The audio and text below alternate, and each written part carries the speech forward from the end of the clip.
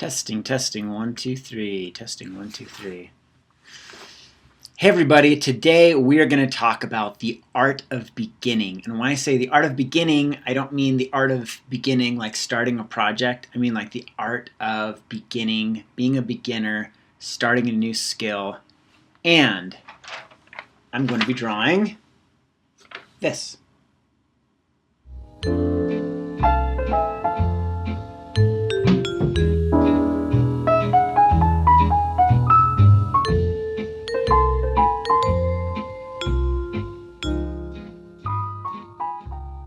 So I made a previous video about embracing regret.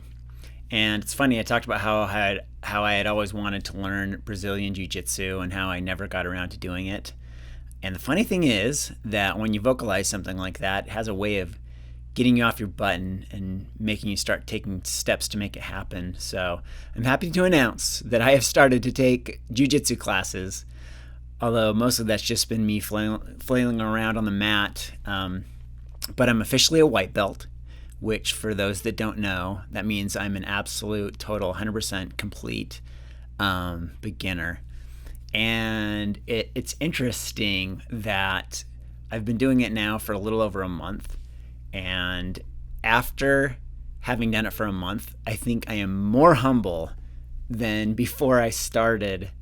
And that probably has to do with the fact that after having done it a little bit, I realize how vulnerable I truly am to a physical engagement. Because I go and they do what's called rolling. That's kind of the word for sparring in jiu-jitsu. And when we roll, I just end up getting smashed and totally controlled by these other people. And so I'm basically in this position where these people I'm rolling with could break a limb, choke me out, and could basically kill me. And that's what practice is every time I go. It's just me being in this position where I could basically die. And it's made me much more humble about and much more hesitant to want to ever get into a physical altercation, which I wasn't really interested in doing before that. But it's funny how a little bit of experience can actually give you a lot more wisdom in some regard. But it's also been interesting because I'm starting something new like this where I'm a total beginner and I have no idea what I'm doing. I mean, besides having watched a lot of UFC, which I probably would be at least a blue belt in watching UFC, but it's got me thinking about the whole concept of beginning and what it takes to be a beginner. And I know there's a lot of people that come to this channel that are beginning art and learning how to draw for the first time. And so I think it's a really fascinating experience that I can be a beginner. I can be starting from scratch with this totally new thing. And I can kind of be learning some lessons and getting the same perspective as others that might be beginning in art. So I wanted to talk today about this art of beginning and kind of the ethics of being a beginner and kind of the mindset you can bring to starting a new skill, and also just kind of how unique and I guess I kind of want to say sacred and special it is to be a beginner. I mean, you're not a beginner for forever. So here's the thing. If you want to be a master of something, you have to start by being a beginner. And while there may be many obstacles that stand in the way of mastery of a skill, the obstacle that eliminates most hopefuls is beginning. It's the fear of beginning, or it's sticking through the beginning part of it. And this is a recurring theme that I see over and over again. I mean, I've been watching YouTube videos, looking up YouTube videos on jiu-jitsu. And one of the interesting things is how much there's just this kind of culture of respect for the white belt. This understanding and appreciation that beginning can be really, really hard, but that's the only way that you ever become a practitioner, is by passing through that phase of beginning. And like I said, I've been attending classes now for a little over a month, and mostly I'm just getting destroyed, just absolutely smashed every single class. I come back to work after the lunch class, and I can barely lift up my arms to type. I'm certainly not pulling off any flying arm bars or flightless arm bars for that matter. And learning to draw is no different. You're not going to get rib injuries, You are going to suck. You're going to suck for sure. You may suck for a long time, longer than you want to, or longer than you wish you did. We all have egos, and we don't want to enter into a situation where we look bad. But if you can learn to be okay with sucking, if you can accept your role as a beginner and accept that you are going to suck at something, you can start the path to mastery. And you got to know this. You got to know that you will get better if you stick with it. So how do you approach being a beginner? You really have to kind of embrace the joy of beginning and kind of the delight of beginning and appreciate what a rare and precious experience it is. You're only a beginner once, unless you start something else new, but you're only a beginner once in the thing you are new to learning. So you're just a beginner once. So let's talk about how you savor the experience of beginning. First, enjoy the innocence of beginning. So I mentioned briefly that I am a white belt, and so I was reading about the history of the belt system, and just so you understand how it works. The belt system is how you indicate your level of experience in martial art. I mean, I think most people know this, but just in case you don't. In jiu-jitsu, the particular progression is it starts with a white belt, and then it goes blue belt, then purple belt, brown belt, and finally black belt. And I was reading how historically, if you go back to like judo or the original judo schools, there only used to be two colors. There was the white belt and the black belt. And white represented the emptiness and innocence of the new student, and the black represented the practitioner being full of knowledge. And notice that the white does not represent naivete or ignorance. It's framed as a positive. It represents innocence. And innocence is a positive. It means you're open to learn. It means you have the beginner's mind. I'm 40 years old now, and there are definitely parts of life where I've seen a lot, and in some ways I've grown a bit weary. And it's not hard to look at a child and envy the life they had ahead of them and all the wonders they'll discover. Think of beginning a new skill in the same way. You have a whole world of new things to learn ahead of you. What an awesome concept or awesome reality. You'll get to make little discoveries and learn new skills all along the way. And that's the cool thing about being a beginner. You learn a lot of new stuff really, really fast. The gap between you and the untrained person widens the most when you are first beginning. You're learning the magic incantations that immediately set you apart from mere mortals. But even then, it can be hard to expose your lack of skills to other artists. And make no mistake, you really have to do that if you want to get better as an artist. Other people have to see your work. Even when you're at your worst, you have to put your work out there. Maybe you take a figure drawing class, or maybe you just post your work online, but you have to expose your work, and you have to expose it when it's at its worst. But there are some important psychological approaches you can take to make that process of looking bad in front of others easier, or more importantly, to accept that being bad at something really doesn't matter at all. Whether it's in a class or an online community, you're going to be working with a set of peers and mentors to learn your skill, and you have to earn the respect of your peers. By working beside you, they are making an investment in their time and energy, and they need to know that their investment is worth making. So you have to do something to prove to them that their time is well spent. So first off, give up the idea that you're going to earn their respect through your skill, at least not for a while. You're not. You're going to suck.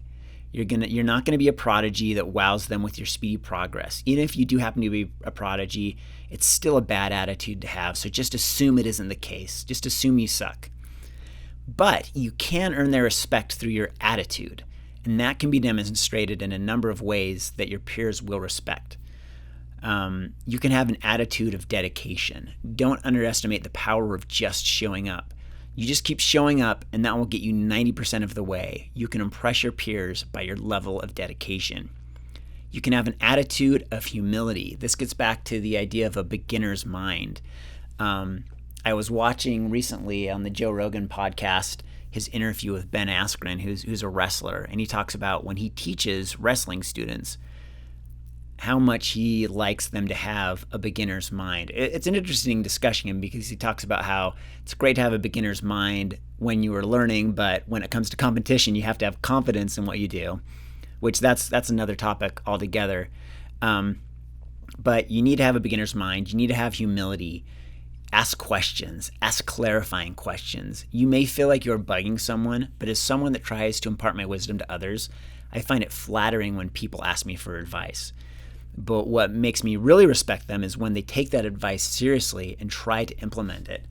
One other example, I go back to my experience working at Disney Interactive, and here I was working with the best entertainment artists in Utah, and many of them the best in the world in their particular areas. They're certainly world-class level artists. And all of these guys were so humble and so open to learning, constantly asking each other's questions, asking me questions about how I do this or that. And I would just blow my mind that, like, why are you asking me a question about this? But they carried that humility with them all the way through their professional career, and they were constantly growing and leveling up as artists. So be humble and carry that beginner's mind with you. Obviously, this is kind of the opposite of humility. Don't be a know-it-all. You may know the answer, but this isn't about what you know. It's about what you don't know. The more you focus on what you know, the less time there is to focus on what you don't know. So I can understand why, again, we've got these egos and you want to gain respect. So you want to take this time to demonstrate the knowledge you already have. Well, that's not the purpose of this. The purpose is not to demonstrate the knowledge you have to someone else. It's to learn what you don't know. So focus on what you don't know. Ask questions about what you don't know, and figure out how to fill in the gaps that you need to fill in. Work hard. If you approach each opportunity to learn with soberness, dedication, and seriousness, you'll earn the respect of your peers. Be humble, but be 100% serious about what you've come to learn. For all the good that showing up can do, it can be undermined by bullshitting your efforts.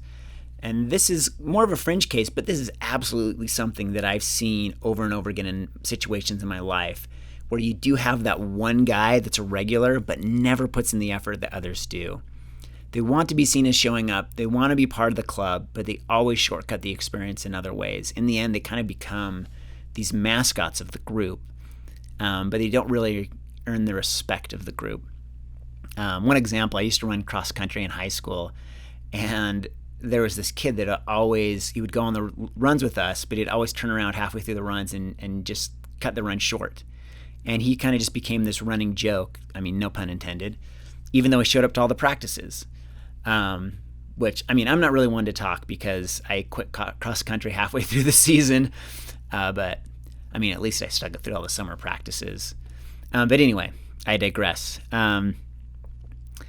But the last thing I should say is that you can just be a pleasant, positive person. Don't take yourself seriously, show gratitude, make jokes, take interest in others, support them with the lessons they are trying to learn and the goals they are trying to accomplish. There's a scene in The Seven Samurai where they're recruiting their team and they decide to add the samurai that they kind of refer to as the smiling samurai. And the reason that kind of the main guy gives is that he has a good sense of humor and he'll be good to have around when times get tough. And I like to think about being that samurai, about being the guy that makes things better for everyone, even if I'm horrible at what we're all trying to do. Sometimes I can get depressed or discouraged, and it's tough to be that guy in that moment, but I try when I can. I don't ever want to feel like I have left a situation kind of making everyone's world worse. I want to feel like I've made their day or their experience better in some way. So before I wrap up, I just want to reiterate one point. I talked about how important it is to show up as a tool to gain the respect of your peers, but I really want to reiterate this point. The gaining respect is super important, but as far as your growth is concerned, showing up is just insanely important. There's a tremendous power in just showing up and being patient. Anything in life that you just keep working on, that you just keep showing up to, you'll get better at it. It's just a matter of time. It may take 6 months, it may take a year, it may take many years, but if you just keep showing up, if you just keep doing the work, you'll get better at something and you'll master it. Yes, beginning can be tough, but sticking with it, even when you're at an intermediate level, can be a slog for sure. And I guess in some ways this is a pep talk for myself as much as anyone else there, to kind of stick with the jiu-jitsu, but also to kind of stick with the other skills that I want to master. But if you just keep showing up, you'll grow and you'll overcome those barriers and plateaus. So just like anything else, there's a skill to learning to be a beginner, and hopefully if you begin enough things in life, you'll have lots of practice in doing it. Hope you enjoyed this. If you liked it, please like the video, please subscribe, and we'll talk to you next time.